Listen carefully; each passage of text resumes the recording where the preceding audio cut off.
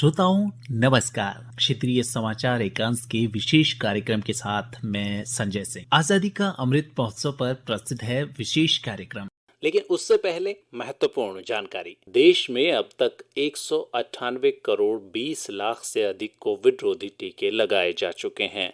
केंद्रीय स्वास्थ्य मंत्रालय ने बताया कि लगभग पिछले 24 घंटे में 9,95,000 से अधिक टीके लगाए गए। इसी अवधि में 16,159 लोगों में कोरोना संक्रमण की पुष्टि हुई। इस समय स्वस्थ होने की दर 98.53% है। पिछले 24 घंटे में 15,394 संक्रमित स्वस्थ हुए। स्वास्थ्य मंत्रालय ने बताया कि अब तक 86 करोड़ 49 लाख कोविड परीक्षण कराए जा चुके हैं। 4,54,000 से अधिक परीक्षण कल किए गए। उपराष्ट्रपति एम वेंकैया नायडू ने डॉक्टर श्यामा प्रसाद मुखर्जी की जयंती पर श्रद्धांजलि अर्पित की। ट्वीट में नायडू ने कहा कि डॉक्टर मुखर्जी एक कुशल राजनेता, दूरदर्शी विचारक, विख्यात शिक्षाविद और महान राष्ट्रवादी थे। प्रत्येक भारतीय को राष्ट्र की एकता और विकास में उनके योगदान से प्रेरणा लेनी चाहिए। प्रधानमंत्री नरेंद्र मोदी ने भारतीय जनसंघ के संस्थापक डॉक्टर श्यामा प्रसाद मुखर्जी को उनकी जयंती पर श्रद्धांजलि अर्पित की। ट्वीट में श्री मोदी ने कहा कि भारत के विकास, विशेष रूप से वाणिज्य और उद्योग क्षेत्र में उनके योगदान की व्यापक सराहना की जाती है। प्रधानमंत्री ने कहा कि डॉक्टर मुखर्जी अपनी विद्वता और बौद्धिक क्षमता के लिए जाने जाते थे। भाजपा अध्यक्ष जेपी नड्डा ने डॉक्टर श्यामा प्रसाद मुखर्जी को उनकी जयंती पर श्रद्धांजलि दी। एक संदेश में उन्होंने कहा कि डॉक्टर मुखर्जी एक प्रसिद्ध शिक्षाविद और विचारक थे। श्री नड्डा ने कहा कि वह अनुच्छेद 370 से खुश नहीं थे और उन्होंने 1952 में भारत के साथ जम्मू कश्मीर की पूर्ण विलय के लिए सत्याग्रह शुरू किया था। और श्रोताओं, अब आजादी का अमृत महोत्सव के अंतर्गत प्रस्तुत है आजादी का सफर आकाशवाणी समाचार के साथ। आकाशवाणी समाचार आपके लिए प्रतिदिन संघर्ष की झलक पेश कर रहा है। आजादी का अमृत महोत्सव।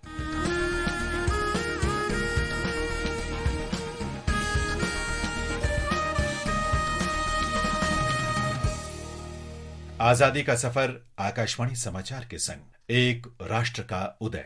भारत का गौरवशाली स्वतंत्रता संग्राम आधुनिक विश्व के महानतम संघर्षों में शामिल है। आकाशवाणी समाचार की तरफ से हम रोजाना प्रस्तुत कर रहे हैं इस संघर्ष की झलक। कर चले हम फिदा, जानो तन साथियों, अब तुम्हारे हवाले वतन साथियों। 7 जुलाई मोहम्मद बरकतुल्लाह की जयंती है, जिनका जन्म 1854 में भोपाल में हुआ था। भोपाल में शिक्षा प्राप्त करने के बाद वे उच्च शिक्षा के लिए लंदन चले गए। पढ़ाई पूरी होने के बाद वे इंग्लैंड के लिवरपूल में रहने लगे। वहां वे पत्रकार के रूप में काम करने लगे और क्रांतिकारी गतिविधियों तथा भारतीय राजनीतिक मामलों से संबंधित लेख प्रकाशित कराए। लंदन में रहने के दौरान वे लाला हरदयाल, श्यामजी कृष्ण वर्मा, नसरुल्लाह खान और राजा महेंद्र प्रताप जैसे प्रमुख क्रांतिकारियों के संपर्क में आए। 1907 में उनकी मुलाकात अमेरिका में मैडम भीकाजी कामा से हुई। इस दौरान उन्होंने न्यूयॉर्क शहर की पत्रिकाओं और समाचार पत्रों में भारतीय राजनीति और मुस्लिम हिंदू भाईचारे पर लेखों का योगदान दिया। फरवरी 1909 में वे जापान के टोक्यो में रहने लगे और 1910 में इस्लामिक फ्रेटर्निटी नामक पत्रिका की शुरुआत की। टोक्यो विश्वविद्यालय में हिंदुस्तानी के प्रोफेसर के रूप में उन्होंने अध्यापन भी किया। टोक्यो से उन्होंने काहिरा, कॉन्स्टेंटिनोपल और मॉस्को का दौरा किया और 1911 में वहां श्यामजी कृष्ण वर्मा और अन्य क्रांतिकारियों से मुलाकात की। राह कुर्बानियों की नवीरान हो, तुम सजाते ही रहना नए काफिले। इस बीच प्रेस में उनके ब्रिटिश विरोधी लेख और बयान इतने लोकप्रिय और प्रभावशाली थे कि ब्रिटिश सरकार ने न केवल भारत में उनके लेखन पर प्रतिबंध लगा दिया, बल्कि जापानी अधिकारियों पर उनके प्रति शत्रुतापूर्ण दृष्टिकोण रखने के लिए दबाव डाला। इसके परिणाम स्वरूप 1914 में उनकी पत्रिका पर प्रतिबंध लगा दिया गया और उनकी प्रोफेसरशिप को रद्द कर दिया गया। बाद में वे गदर पार्टी की गतिविधियों को आगे बढ़ाने की आशा के साथ जापान से अमेरिका के सैन फ्रांसिस्को चले गए। इस पार्टी की स्थापना में उन्होंने 1913 में महत्वपूर्ण भूमिका निभाई थी।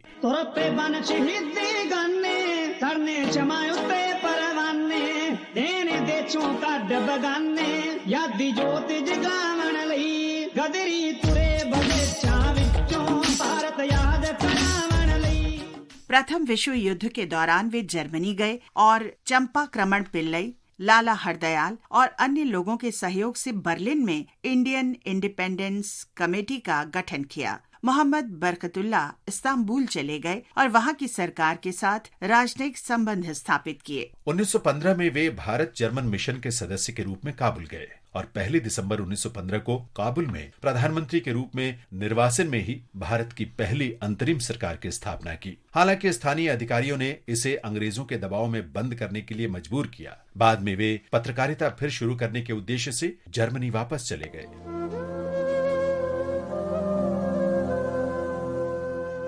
1921 के दौरान उन्होंने मॉस्को में भारतीय क्रांतिकारियों की 3 दिवसीय बैठक में भाग लिया। जून 1927 में बरकतुल्लाह शैलेंद्र नाथ घोष के साथ यूनाइटेड इंडिया लीग के सम्मेलन में भाग लेने के लिए अमेरिका के डेट्रॉइट गए। वे 1927 में ब्रसेल्स सम्मेलन में भाग लेने के लिए यूरोप लौटे और जवाहरलाल नेहरू से मिले। संयुक्त राज्य अमेरिका लौटकर सितंबर 1927 में सैन फ्रांसिस्को में निर्वासन के दौरान उनकी मृत्यु हो गई। आकाशवाणी समाचार की ओर से महान राष्ट्रवादी मोहम्मद बरकतुल्लाह को हमारा शत शत नमन।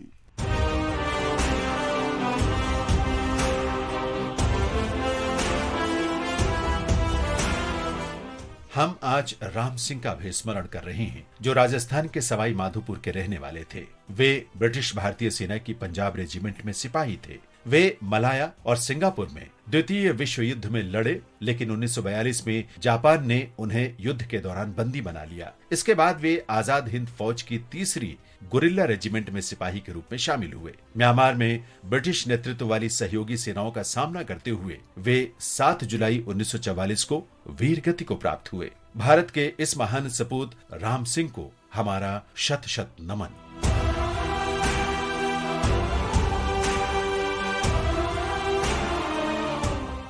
7 जुलाई को नागिंदर सिंह की पुण्यतिथि भी है। नागिंदर सिंह पंजाब में लुधियाना के निवासी थे। वे ब्रिटिश भारतीय सेना की 8वीं पंजाब रेजिमेंट में सिपाही थे। 1942 में वे आजाद हिंद फौज में शामिल हुए और हवलदार के रूप में काम करने लगे। उन्हें बर्मा में अंग्रेजों का सामना करने के लिए प्रतिनियुक्त किया गया, जहां उन्हें दुश्मन ने पकड़ लिया। 7 जुलाई 1943 को उन्हें फांसी दे दी गई। धरती के इस लाल नागिंदर सिंह को हमारा शत शत नमन।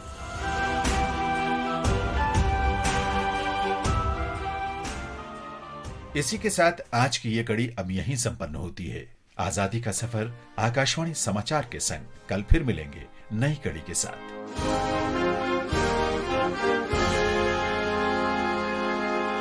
तो श्रोताओं, अभी आप सुन रहे थे आजादी का अमृत महोत्सव के अंतर्गत आजादी का सफर आकाशवाणी समाचार के साथ। आज के इस कार्यक्रम में फिलहाल इतना ही। आप अपना ख्याल रखें और मुझे दीजिए इजाजत। नमस्कार।